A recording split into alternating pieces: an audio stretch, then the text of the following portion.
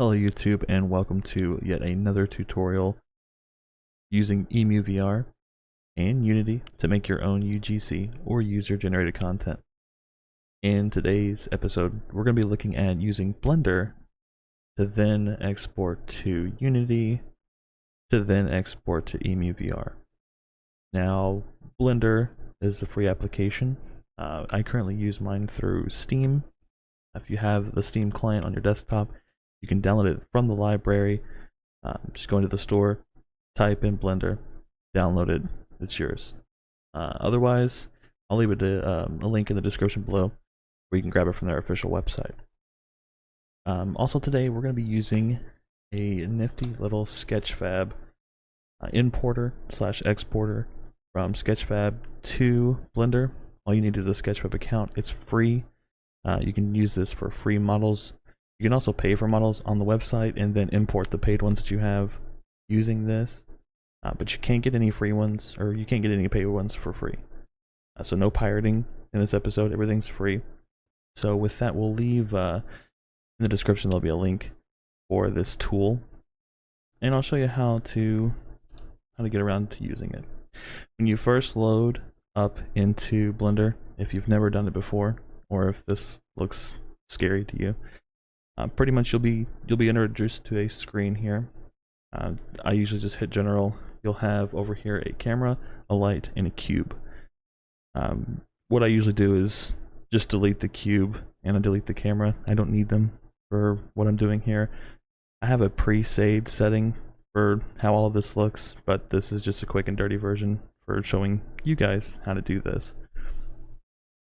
What you can do after you get the Sketchfab tool downloaded, you go up here to edit, go down to preferences, and click install. Mine was in the downloads folder, so you would click that and then install add-on. Once that screen is done, it'll pop up with a screen showing this right here. It'll say import export Sketchfab plugin. This will be the zip file. So don't unzip the file once you get it downloaded, just leave it in your downloads folder or place it wherever you'd like. Get that installed using this button. Refresh if you have to until you see this. Click this little arrow right here. Now you don't have to do this every time, but what I like to do is go ahead and close Blender and reopen it. So we do have this installed. You can hit this little arrow right here to pop it out. Otherwise you could hit N on your keyboard. And does the same thing. You'll have your tool selection, your view, and your UE formats for Unreal Engine. And then you'll have the Sketchfab tab. You'll have to log in. I'm logged in as myself, Hectic Halcyon. I'm Halsey. As you can see, I have a basic account. I don't have any professional account, any pro tools or anything like that. Don't have any credits. Just a basic free account that everybody can use. Now you can use importing from a URL. So if you're on the website over on another browser, you can copy the URL and paste it here. Or you can change your search setting. I'll just do all site. I'll search the word Halo, and in today's case, I'm going to be using the Halo Reach DMR. It's got 27,000 faces, 18,000 verts or vertices. So it's going to be a fairly large model, but I'll show you how we can use that still. Just like in the last episode, be sure to remember that having a ton of these models with gigantic polygon counts will cause your game to behave unusually if you don't have a good enough computer. We'll hit N to hide that again, and I'll zoom out a little bit here. And as you can see, my model is right there. Use the little hand to move around. I have mine set to revolve around my selection, so whatever is selected on the pane, my mouse will revolve around. Alright, so that is the DMR from Halo. There's no ifs, ands, or buts about that. Everything is in its proportions, everything looks good, the textures are all there. What we'll do with this now, we don't have to change anything. We'll go up here and hit File, Export. We're going to export it as a DAE or Kalide file. We're just going to go ahead and drop it in my downloads folder. We're going to call it DMR.DAE.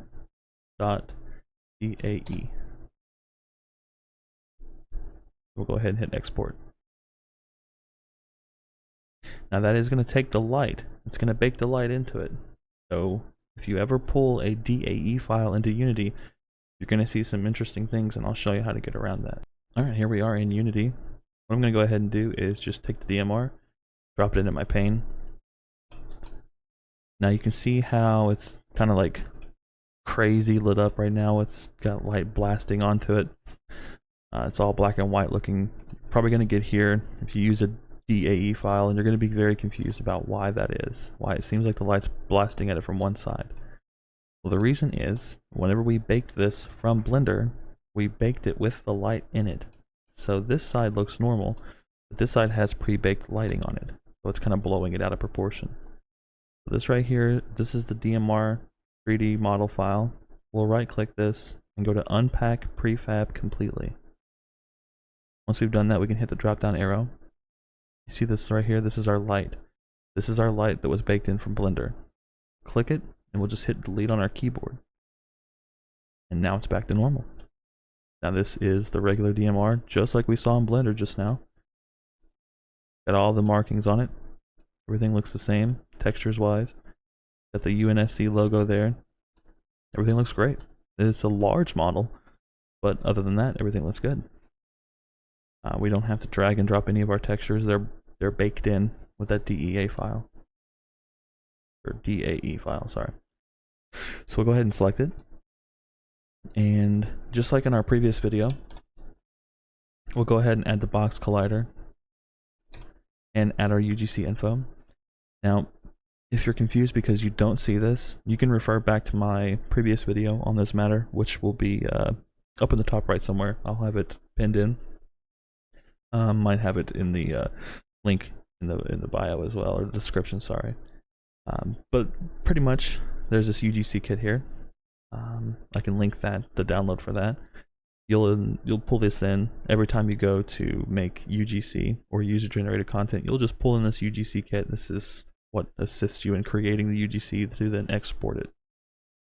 What we'll do is we'll go ahead and name this Halo DMR. My name is Hectic Halcyon. This is our version 1. Go ahead and create our prefab asset. Apply all the settings we've made. Alright, so next what we need to do is make a few changes here. We'll grab this yellow bar right here and swing this around to where it says front, because when we select this item in game, we want this to be facing us. Now if you were strange and you wanted it to be something else, you could do that, and when you go to load it up in game, you're going to see that. However, I like to keep it just like this. We'll keep that as the front. It looks fine to me. It looks like the bottom has pretty much caught on, like pretty specifically. So we'll go to our box collider here, and we can manipulate these XYZ values. So X is going to be the forward and backward, as you can see there. The Y is going to be the up and the down, and the Z is going to be front to back, side to side. Some models, the XYZ is going to look a little bit different. It just depends on the shape of the model and how you have it set up in your 3D space. So we'll go ahead and adjust the Z value until it's the length of the gun. Boom, that's about it. It's honestly pretty great first try. Now I am going to keep it. I am going to keep the bottom value right there, right where the trigger guard area is. That's fine with me. I'm going to be hanging it up on my wall in game.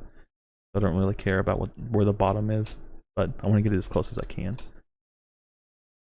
We'll take the the X value here, bringing it real tight. Yeah, that looks good. Perfect. Now this is, you probably won't be able to tell unless you've done this quite a bit, but this is a fairly large model. I can just tell by looking at it. 2.2 pounds here. This affects how it acts in game. So this right here is going to affect the weight of the item in the game. So 2.2 pounds is about how much a PlayStation 2 weighs. I would imagine this gun doesn't weigh much more than that. We're going to pretend it's a cosplay item and say that it's about 2.2 pounds. You can see here our vertices warning. Our poly count is very high, just like I mentioned before in this video and in my previous one. But what we'll do is we'll go up here to the scale of the object. We'll go to the transform area, and for this, I'm not really sure how large this item is as compared to what it's going to look like in game, so we're going to put in 0.2 for all of our values, and just take a look at it there. Looks like it shrunk down pretty good. I'll go ahead and apply my settings. I'm going to export this as a UGC. Alright, here is the Halo DMR inside my UGC folder, inside my EmuVR folder. It'll be right here under custom and then UGC. So we'll go ahead and boot up the desktop version just so we can take a look at the item, see what it looks like. Alright, here we are in game. We're going to go ahead and pull this out of our UGC prop area. And look at that. It's actually not too bad. I don't think we did too bad of a job on this. We can walk up to the wall here, stick it in place, and that honestly doesn't look terrible. If you wanted to put it somewhere else, you definitely could. You get crazy with it. Of course, in VR, it's going to be easier to manipulate this. I'm not sure how to do it with mouse and keyboard, but you can pretty much just stick it somewhere and let it set. And let's see if it has any weight properties. Yeah. You can just drop it and it'll land nice. You can put it on the wall. It'll look nice. You can put it above your door. It'll look nice there. I'm not going to be the one to tell you where to put it, but that's really all you need to know. That's how you do it. I'm really happy with how this turned out, so I'm not going to make any adjustments to this. I'm going to go back to Unity and close the file and continue making some more models and looking at other things. So thanks for checking it out. I hope this video helped you. If it did, please consider subscribing.